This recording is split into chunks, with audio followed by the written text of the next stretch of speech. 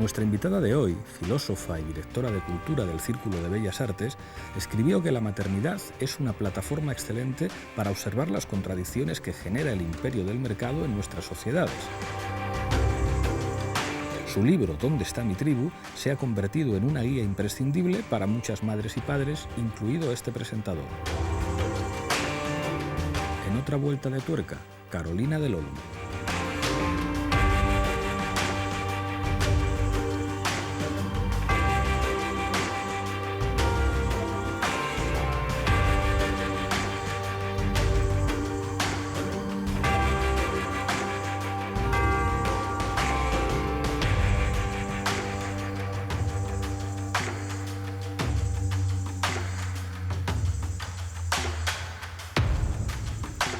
Carolina del Olmo, bienvenida a otra vuelta de tuerca. Muchas gracias, Pablo. Eres filósofa de formación, pero has escrito un libro que ha tenido muchísimo impacto sobre algo así como una sociología de la maternidad. ¿Cómo condiciona tu formación de filósofa escribir sobre esto? Pues un poco a la contra casi, ¿no? Mi formación de filosofía era completamente ajena a cualquier tema relacionado con eso, vulnerabilidad, maternidad, cuerpo, si me apuras incluso sociología o historia, ¿no? Es una formación de filosofía muy de la historia abstracta de las ideas desarrollándose en un plano ideal, ¿no? Había cosas que aprendí que me fueron útiles, estoy convencida de que muchas más incluso de las que probablemente yo reconozca, pero sí hubo un trabajo ahí de hacer a la contra, ¿no? También de quitarme tanto constructivismo social, ¿no? Me acuerdo, claro. En filosofía siempre te enseñaban, pues yo que sé, que todo era pura cultura, pura idea, que naturaleza no éramos, ¿no? Y, bueno...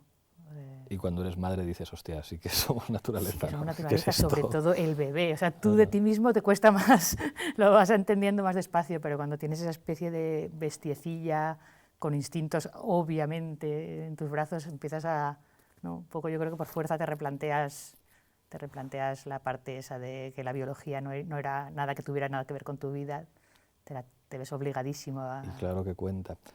Hay una parte que me entusiasmó del libro, que es cuando hablas de los paradigmas dominantes, que esto es una cosa muy de esta época, de sobre cualquier tema, ver cuál es el paradigma dominante, por ejemplo, con el tema de la lactancia, en la época de nuestras madres, que luego hablaremos de eso, digamos, de las primeras mujeres que luchan por su libertad, cómo se tienen que enfrentar a un modelo de maternidad que consideran opresivo y el diálogo que se genera a partir de ahí.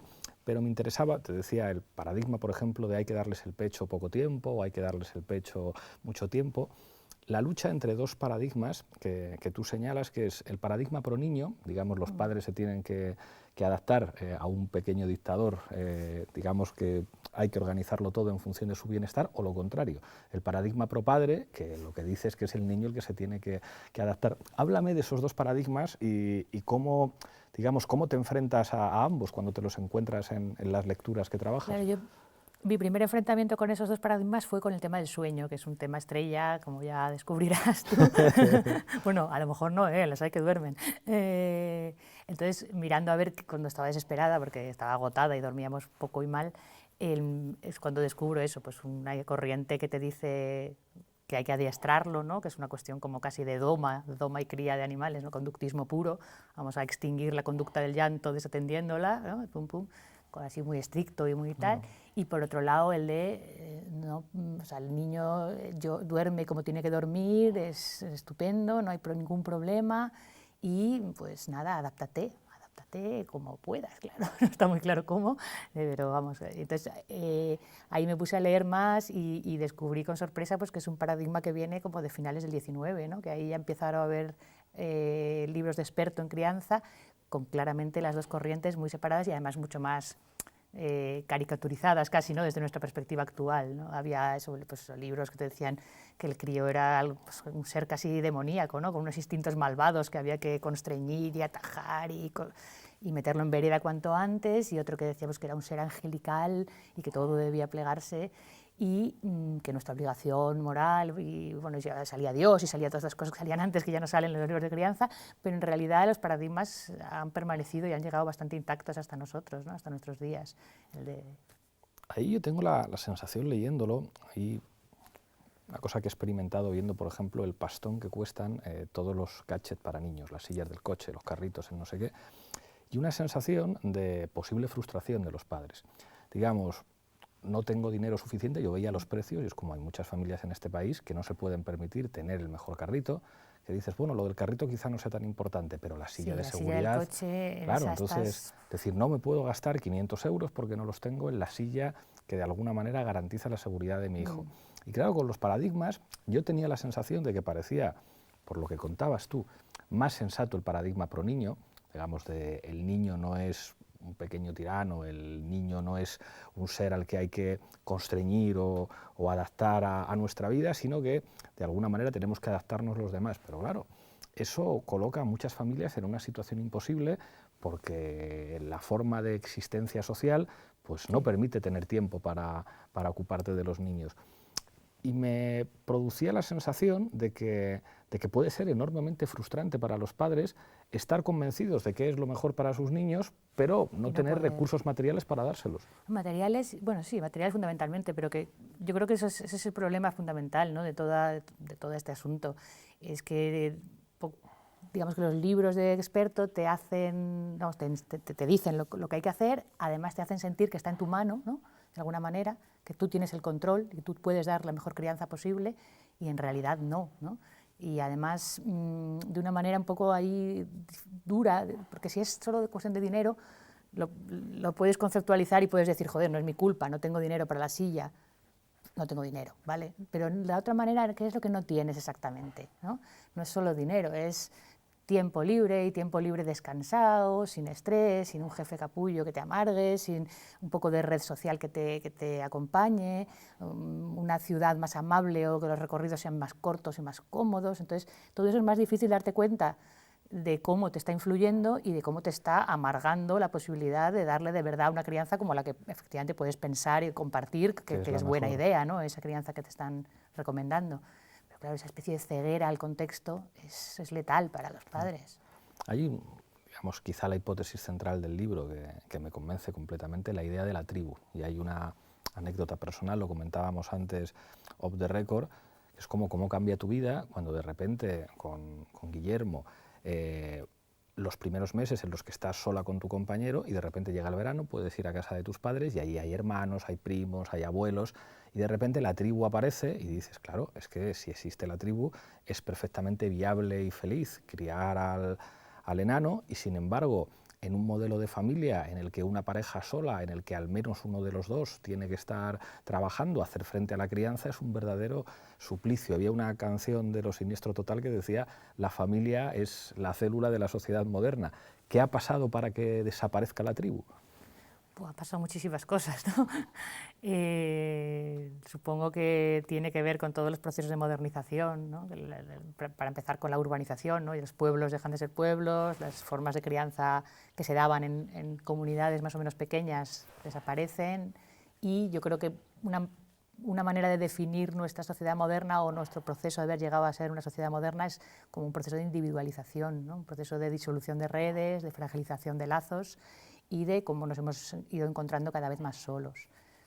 Lo que es curioso es que no lo sepamos de alguna manera, ¿no? O sea, que sí, puedes haberlo leído y tal, pero aún así te sigue pareciendo como que estás en una situación adecuada para tener un bebé cuando eres dos, ¿no?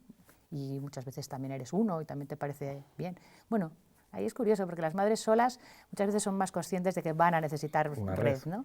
En cambio, los que somos pareja, que nos creemos que ya está y luego te das cuenta de que, vamos, que dos es una miseria comparado con lo que requiere la crianza, ¿no? Y bueno, pues ahí yo creo que se descubre en tus carnes pues todas las contradicciones, ¿no?, de la sociedad moderna y de esa disolución de vínculos que ha llevado aparejado pues toda la industrialización y la modernización. Hay un elemento que aparece ahí y que tiene que ver con la liberación de la mujer. Es decir, una de las cosas claves que ha cambiado es que, bueno, antes la reproducción social se fundamentaba en la explotación sin ningún tipo de compensación salarial de las mujeres que se dedicaban exclusivamente a las tareas de los cuidados.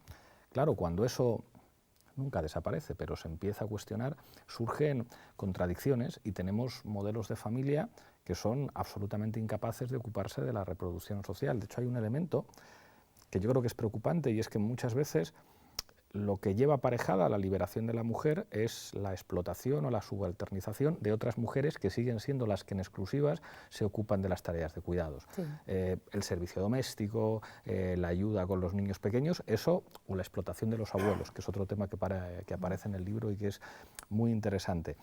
¿Son viables en términos de reproducción social los modelos de familia actuales, digamos, con los avances que el feminismo está trayendo a las mujeres? Yo creo que no, pero no son viables fundamentalmente por cómo funciona el mercado laboral, yo creo, ¿no? Casi, o cómo funciona así, más o menos es el trabajo lo que nos impide no hacerlos viables. Si trabajáramos muchísimo menos, pues serían más viables, pero además no solo serían más viables en el sentido de que tienes más tiempo, sino que yo creo que con ese tiempo seríamos capaces de reconstruir lazos y redes, ¿no? O sea, yo creo que uno de los problemas fundamentales ahora mismo es esa, que el trabajo te roba la posibilidad no solo de dedicar tiempo a tu hijo, sino de dedicar tiempo a construir una comunidad en la que criar más amablemente a nuestros hijos, ¿no? O sea, la posibilidad de dejar tu hijo en una escuela infantil, pública o privada, en la que tú no tienes nada que ver con su gestión, no es la misma que dejarlo en una especie de casa de niños más o menos autogestionada, en la que participas de las decisiones y organizas, ¿no? Y esa posibilidad es prácticamente imposible ahora mismo. La posibilidad imposible es absurdo, pero vamos, que ya me entiendes, que la falta de tiempo que viene aparejada con lo laboral y con la precariedad es la que yo creo que hace inviable todos estos procesos. El asunto de la liberación de la mujer, claro, o sea, es que primero se convirtió la posición de la mujer en el hogar, en ese hogar vaciado de sentido de la sociedad moderna ya, era absolutamente inviable. Entonces las mujeres salieron corriendo de allí con toda la razón del mundo, ¿no? Lo que pasa es eso, que se ha quedado ahí, ¿no? ¿Qué te has dejado atrás? ¿Qué es lo que estamos dejando sin cubrir? Es demasiado gordo para fingir que con un poco más de gasto social, unos apaños aquí, un poquito de externalización allá y un poquito más de servicio público, vamos a solventar esto, ¿no?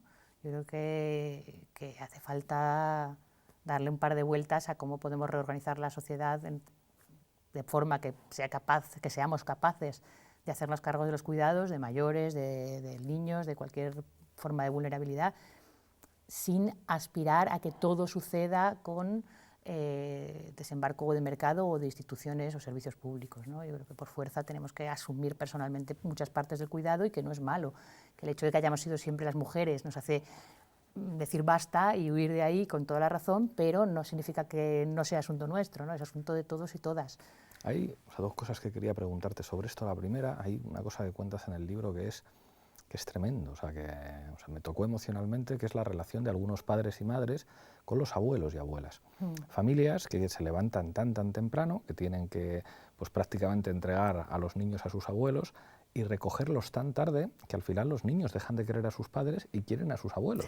Son los abuelos los que les llevan al parque, los que juegan con ellos, los que se ocupan de ellos, y los padres que están atados a la cadena del trabajo al final tienen la enorme frustración de que sus hijos les rechazan porque es como tú no eres mi familia es mi abuela o mi abuelo. Eso es terrorífico. Sí, es bastante duro, es duro para todo el mundo, para todos los implicados, ¿no? Es duro para los niños, muy durísimo, me imagino, para los padres y para los abuelos que no dejan, o sea, que están haciendo la labor de la crianza, pero al mismo tiempo no dejan de ser cuidadores sin la capacidad de decisión, ¿no? O sea, si los padres el día siguiente deciden mudarse, los abuelos se quedan sin sus nietos, así, ¿no? Es una situación dura y difícil. Yo me acuerdo mucho cuando Ana Gabriel dijo que ella le gustaría criar a los niños en tribu y todo el mundo la puso toda verde, la razón. se le tiraron a la yugular de una manera absolutamente desquiciada, y César y yo comentábamos, pero es difícil decir algo más razonable claro, que eso. Y de hecho, ¿quién se cree la gente que está criando a los niños, claro. los padres? Venga, hombre, si mucha gente los ve hora y media al día despiertos, claro. ¿no? Bueno, y el sábado y el domingo ahí se intenta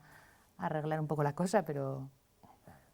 Sí, pero son imágenes terribles. Yo ahora que me fijo en esas cosas, claro, cuando te pasan cosas en la vida te fijas, entonces ves más embarazadas, y yo sobre todo lo que veo mucho son familias de clase media en traje deportivo, con bicicletas o con monopatines, los fines de semana, y dices, me chirría un poco, o sea, no sé si esto revela que son familias saludables, el hecho de que de repente familias enteras con ropa comprada en el Decathlon se visten el fin de semana y van todos en bicicletas diferentes, cuando es como esto no tiene ningún sentido. O sea, dos adultos en bicicleta con niños pequeños no están haciendo deporte y no necesitan ni llevar casco ni llevar tanto equipamiento porque los niños van con los dos ruedines o los no sé qué. Me parece más saludable esto que es más de los guiris, de transportar al niño en tu propia bicicleta atrás como en una silla, pero creo que todo eso revela, digamos, las dificultades de una sociedad para construir espacios familiares realmente valiosos. Sí, yo creo que sí, y también revela que todas nuestras opciones de tiempo libre han pasado tan claramente por el consumismo siempre y por una especie de ocio así tal que no sabemos arreglárnoslas muy bien, ¿no? O sea, yo conozco mogollón de familias que tienen tantos planes que a mí, no sé, o sea, a ver, cada uno que haga lo que le dé la gana, obviamente, pero a mí me agobia un poco la sensación de planes, ¿no? Es como, ¿sabes? Pues simplemente estar no parece un plan suficiente y a mí me da un poco de angustia, ¿no? Yo creo que sí que es, o sea, que tiene que ver con todo esto de, sí, no sé, con esta especie de forma de socialización así, eso, consumista que hemos mamado todos, ¿no? Claro. Nuestra generación en concreto, yo creo que es la primera verdaderamente consumista, ¿no? Desde pequeñitos. Hay, digamos, un elemento que tú señalas que es precioso, que es como la pelea entre dos generaciones de feministas, ¿no? Te lo adelantaba antes. Nuestras madres, que entienden que los cuidados y la crianza, los cuidados vinculados a la maternidad tienen que ver, y tienen parte de razón, con la opresión de género, es decir, las mujeres en la medida en que somos madres, somos oprimidas y ser madre es una manera, digamos, de ser expulsada definitivamente de, digamos, los circuitos de la realización personal y profesional e incluso de los circuitos de la libertad, incluso de la libertad sexual. O sea, ese comentario tan terrible que todos hemos escuchado de, claro, es que si tienes hijos ya no ligas. Es decir, no tiene nada que ver una mujer en el mercado sexual si no tiene hijos a si tiene hijos, que ella misma asume que va a echar para atrás a los tíos cuando llegas a casa y hay un pequeño. Y eso yo creo que provocó durante muchísimo tiempo que hubiera muchas mujeres que tomaran la decisión feminista de no quiero ser madre porque no quiero renunciar a una serie de cosas que me apetece vivir como mujer. Y sin embargo, años después, hay un feminismo que también reivindica una maternidad compatible con la libertad y compatible con el feminismo. ¿Cómo es ese diálogo tan difícil? Pues es un diálogo que yo creo que convenía establecer de verdad. Yo tengo la impresión de que no hay suficiente diálogo en ese sentido, ¿no? Como que cada corriente va por su lado y ahí hay un choque clarísimo, ¿no?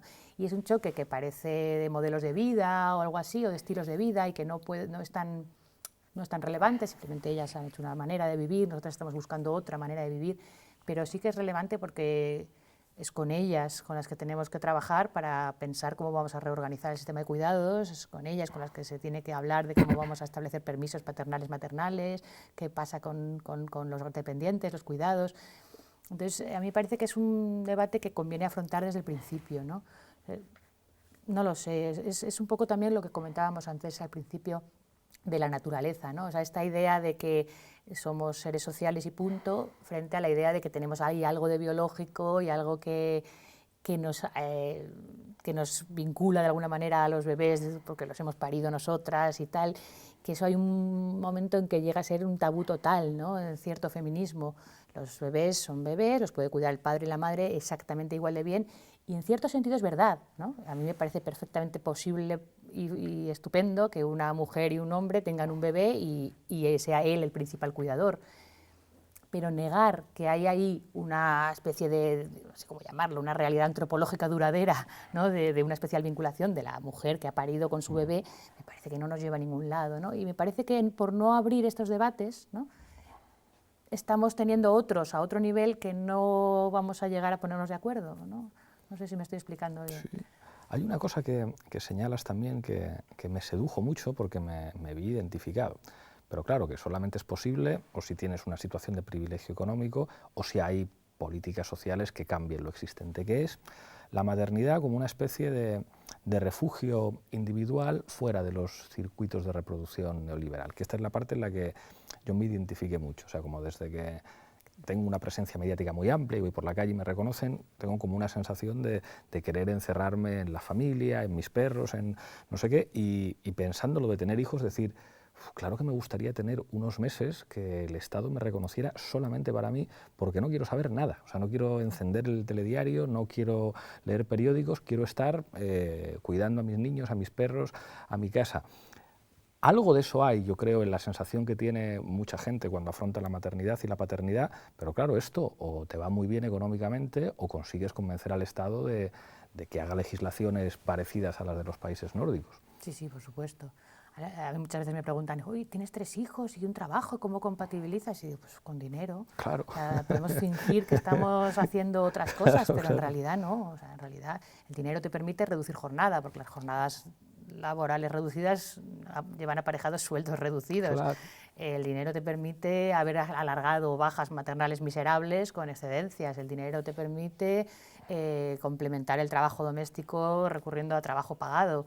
El dinero te permite un montón de cosas, ¿no? que la mayoría de la gente no tiene y que por fuerza hay que luchar para que se puedan tener, ¿no? O sea, yo creo que hay que luchar para que la gente pueda cuidar en buenas condiciones y sin que eso les penalice a sus hijos por lo menos un tiempo razonable, ¿no? Como de un año o algo así, ¿no? Es que 16 semanas es que es una miseria, ¿no? Totalmente, totalmente.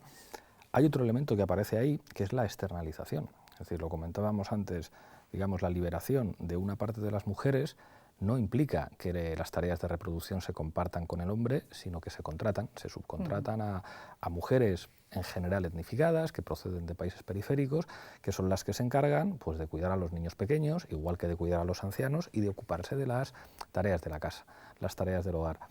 Claro, esto es enormemente problemático. O sea, ¿cómo se pueden imaginar políticas públicas que afronten esta realidad? Claro, o sea, lo del trabajo doméstico es un tema absolutamente increíble. España tiene unos índices de trabajo doméstico altísimos comparado con otros países y es un trabajo, pues ya sabemos cómo es, ¿no? Incluso el que está dado de alta y el que está, digamos, conforme a la ley sigue siendo desastroso y el que está en negro, que es la mayor parte, pues imagínate, ¿no? Claro.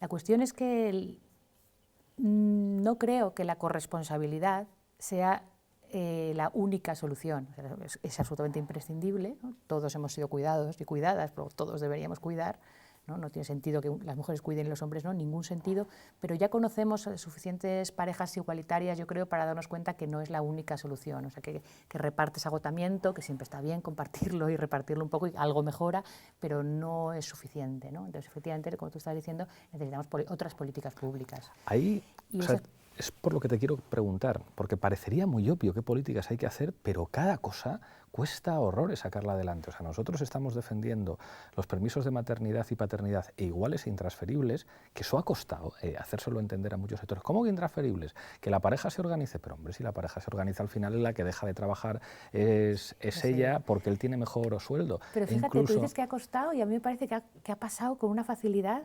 comparado con los años y años y años del clamor maternal por un permiso de 6 meses.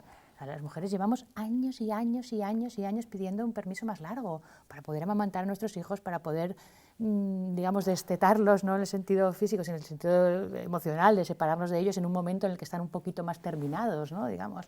Y no se nos ha hecho en mi caso jamás.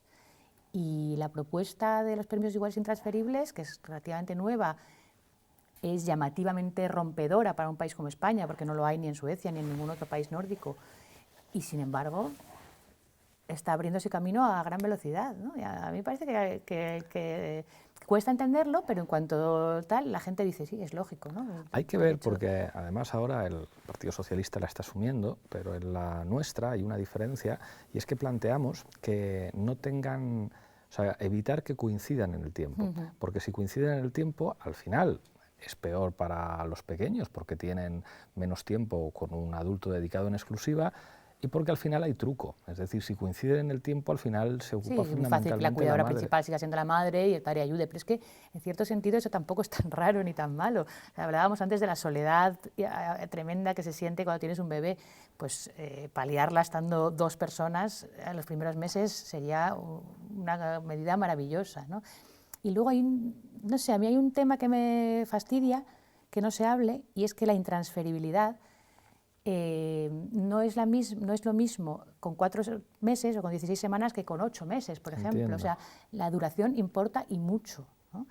Es como cuando me dicen, la parte transferible en España no se usa nada. Digo, ¿pero cómo se va a usar? Es que son 16 semanas. Yo no cedo ni un minuto de esas 16 semanas a nadie. Lo siento mucho por mi chico, pero no. Entonces, la duración, claro que importa, ¿no? Y a partir de los 6, 7, 8 meses, yo ya habría empezado a ceder tranquilamente semanas y meses a mi chico, ¿no? Pero hay un límite. O sea, es como, no sé, como con cualquier política pública, la duración importa, o la cantidad. O sea, la renta básica no tiene las mismas potencialidades si es un salario decente que si es un sobresueldo, ¿no? Y te obliga a tal. Pues con los permisos pasa un poco lo mismo, y a mí es un tema que me parece que no está en agenda y que debería estar. O sea, no puede ser que lo único que hablemos es de la intransferibilidad sin hablar de la duración de los permisos, ¿no? Entiéndeme, o sea, la intransferibilidad me parece importante porque, o sea, lo veo desde el punto de vista eso, de mi chico, un padre perfectamente implicado y amoroso, y me parece tan injusto, ¿no? Que yo tenga 16 semanas y él no, pero por otro lado... Como son tuyas, claro. O sea, estás ahí criando un bebé, dándole pecho, haciendo... Y no te dan nada más, ¿no? Y encima te dicen, estate 16 semanas, a las 16 semanas, toma, que me voy yo, como si fuera algo... Como si esa especie de tarea fuera, no sé, compartible en ese sentido, ¿no? De ahora yo, ahora tú, ahora yo. No lo veo, no lo termino de ver, la verdad. Hay otro elemento que exploras en tu libro, que es la culpa, y cómo opera la culpa, además, en sociedades de mercado. Sí, es lo de... ¿no? Imagino que me refería sobre todo a esa sensación de individualidad, o sea, a lo que tiene que ver con el individualismo, ¿no? Tú estás acostumbrado a buscar tu propio beneficio, a que todo sea competitivo, a que, ¿no? O sea, así es como hemos aprendido que funcionan las cosas, y de repente aparece un bebé ahí, ¿no? Al que tienes que cuidar y querer un montón, y o bien no puedes darle todo lo que deberías darle y por lo tanto tienes la culpa ahí enraizada, o bien de alguna forma lo adaptas y lo que hablábamos antes, ¿no? Y ahí, no sé, yo creo que lo que nos falta es un poco ese concepto o ese sentido de bien colectivo o bien común que te permite entender que a veces, ¿no? Hay que ceder aquí y otras veces hay que ceder allá, y que no es cuestión de decir ahora es solo el bienestar de mi bebé el que importa, yo tengo que plegarme y si no llego... hay, ¿no? Toda esa sensación de culpa, ¿no? Yo creo que nos falta esa especie de, bueno, todo lo que tiene que ver con bien común y con compromiso, con responsabilidad, con todo ese tipo de palabras que no están muy de moda, pero que son imprescindibles, yo creo. Te voy a hacer ahora una rueda de reconocimiento. Yo te presento algunas imágenes y tú las comentas. Primera imagen, Carolina Vescansa con su bebé en el hemiciclo. Pues ahí me pareció, mira qué suerte, puede llevar a su bebé el hemiciclo, no estorba, no pasa nada, no molesta, está fenomenal. Y una rabia por algunos comentarios que, vamos, todavía me acuerdo de la rabia que me dio, y en concreto algunos de mujeres feministas, probablemente fueron no sé si fueron los más duros o los que a mí más me dolieron, ¿no? Hay guardería en el Congreso, ¿qué hace ahí ese bebé? Pero bueno, que dejar un bebé en la guardería efectivamente es como, toma, aquí está, o sea, ya está, no, hombre, no. Y luego encima lo que tenía de gesto, ¿no? De visibilizar que hay bebés, señores, que hay cuidados, que hay ancianos, que hay gente que no puede. Otra imagen, Carme Chacón, embarazada de 7 meses, pasando revista a las tropas. Ambigüedad total es lo que siento ante esa imagen, ¿no? Por un lado, a cierta alegría, incluso orgullo, ¿no? Y un poco de, mira, seguro que les tiene que fastidiar, ¿no? Habrá gente a la que le dé rabia, y a mí entonces, por lo tanto, me alegra, ¿no? Ver que una mujer, y además embarazada, puede estar ahí haciendo una cosa tan de tío. Y por otro lado, qué falta hacía, ¿no? No sé cómo decirlo, no qué falta hacía, claro que hacía falta. Con pantalones, además. A mí lo que me falla de esa imagen es lo que tiene de la idea de eso, de que haya unas cuantas mujeres que sí pueden subir por la escalera de un mundo patriarcal, ¿no? Y como si eso fuera una solución, cuando no es la solución es arreglar ese mundo para que deje de ser patriarcal, ¿no? Y que no haga falta andar ahí haciendo unos esfuerzos ímprobos y llegando a donde... Otra imagen, Ada Colau siendo alcaldesa de Barcelona y cogiéndose toda la baja de maternidad.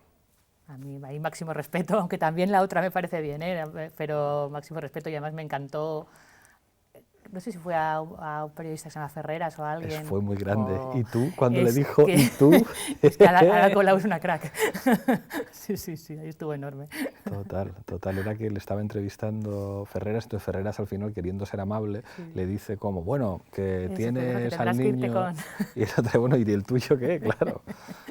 Totalmente, Sí, estuvo muy totalmente. grande. Otra imagen, Gallardón diciendo eso de la maternidad libre hace a las mujeres auténticamente mujeres. Bueno, Gallardón, en fin. Es la típica frase casposa y facha y todo lo que te puedas imaginar, y lo que pasa es que, bueno, por sacarle punta o por algo también tiene su gracia, ¿no? O sea, que de alguna forma,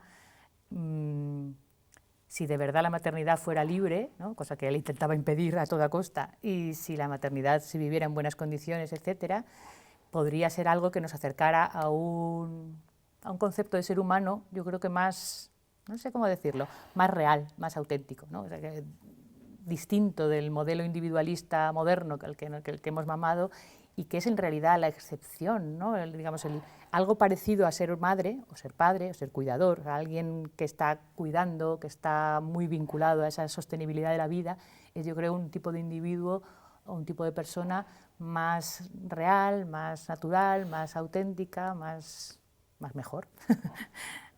Ciudadanos anunciando su ley de conciliación. Pues mira, ahí me dejas sin saber bien qué decir, porque ayer justo me estaba dando mucha rabia pensar, jolín, si es que al final algo de razón tienen, es lamentable, pero es así. O sea, el problema es llamar a esa conciliación, por supuesto, pero en realidad en eso estamos, ¿no? Estamos en eso, pidiendo que abran las guarderías y los colegios, las escuelas infantiles más temprano, que cierren más tarde, que las coles... O sea, en los coles de Madrid ahora mismo es gracias a los ayuntamientos que hay campamentos urbanos en los que los críos se quedan realmente todo el verano. Lo que pasa es que son por sorteo y te tocan o no te tocan, y por lo que yo he visto no le tocan a casi nadie, o sea que debe haber mucha falta de plazas, y el resto son apaños privados que nos vamos buscando las familias, ¿no? Entonces, poner eso en el foco es fundamental. Ahora bien, no lo llamemos conciliación y, por favor, vamos a buscar una solución real, ¿no? O sea, que esto sea un parche temporal hasta que pensemos cómo vamos a conseguir de verdad permitir conciliar en el sentido de conciliar y no de seguir subordinando la vida familiar y personal a lo laboral y a lo productivista y con unas jornadas imposibles. Una imagen que se hizo viral, un señor concediendo una entrevista desde su despacho en la BBC, y de repente aparecen los niños pequeños por detrás en su despacho y la madre tratando de sacarles de pantalla. Esa imagen fue muy graciosa. A mí lo que no entiendo es el tío cómo fue tan torpe. Como de ignorar... Claro, ahí disimulando el pobre. Y es como bueno, los imagino está que sería viendo una persona, todo el mundo. o sea, y hubiera quedado fenomenal si se da la vuelta y le dice, oye, pequeñín, cariño, Claro. vete con mamá que ahora mismo no puedo, ¿no? O algo así, en vez de estar ahí fingiendo que no estaba pasando nada. Total, total. Absurdo completamente. Total. Ahora te voy a plantear digamos, una rueda de reconocimiento de algunos nombres propios, de algunas figuras importantes para entender el feminismo y para entender la maternidad. Empiezo con Judith Butler. Judith Butler. Pues Judith Butler no la tengo muy leída, la verdad. A mí me gusta de Judith Butler su capacidad para, pues eso, para no quedarse en Ciudadanos, ¿no? Digamos, para entender que hay que ir siempre más allá, ¿no? Que hay que ir deconstruyendo y viendo, y que no todo... O sea, yo muchas veces cuando hablo de maternidad me parece que de alguna forma habrá quien piense que estoy defendiendo una única manera de criar o una única manera de hacer las cosas bien, y no me gustaría que pareciera eso, ¿no? Y Judith Butler le veo justamente ese punto de oposición, ¿no? De siempre saber cómo de construir las cosas y siempre ver que hay muchas maneras de hacer las cosas bien. Simone de Beauvoir. Simone de Beauvoir. Simone de Beauvoir, pues, probablemente es el ejemplo, ¿no? De feminismo antimaternal, ¿no? Por excelencia, para la que la maternidad es una capitulación prácticamente, ¿no? de tu estatuto de individuo. ¿Tal? Y sin embargo, en El segundo sexo tiene una frase que a mí me encanta, que dice algo así como que solo puedes ser una buena madre, no lo dice así, ¿no? Pero que la maternidad tiene que llevar aparejado un concepto de ciudadanía, ¿no? Porque no es lo mismo parir, no sé cómo lo dice, de algo así como no es lo mismo parir ciudadanos libres que parir carne de cañón, por ejemplo, ¿no? Y a mí me gusta porque le veo la manera esa como de eso, de intentar romper el mundillo ese claustrofóbico de la maternidad y convertirlo en algo social, o sea, para que yo pueda criar adecuadamente a mi hijo según los estándares más ideales de la crianza. No necesito libros de crianza, tiempo libre, paciencia y amor. Necesito subvertir entera la sociedad de arriba abajo, ¿no? Y entonces, Simone de Beauvoir, eso, en medio de su diatriba antimaternal, tiene ahí ese momento de lucidez que me parece pasmoso. Mary Wollstonecraft. Pues que en realidad estamos ahí otra vez, ¿no? O sea, estamos siempre en el mismo sitio, ¿no? Con el dilema de qué hacemos, ¿no? ¿Reivindicamos lo que tenemos de diferencial o eso nos seguirá constriñendo, oprimiendo, o vamos hacia la parte más igualitarista y estamos... Y yo ahora estoy más en el otro lado, ¿no? En el de tenemos que reivindicar lo que nos hace un poco diferentes y exigirle un respeto. Pues ya sí que sí, llegamos al final. Te voy a pedir que cojas con la mano izquierda la taza de la tuerca y que mirando esa cámara brindes por lo que quieras. Pues brindo por una sociedad que nos permita ser madres con mejores condiciones y por una sociedad en la que los padres se den cuenta de lo que se están perdiendo cuando no son madres también. Muchísimas Bebo. gracias.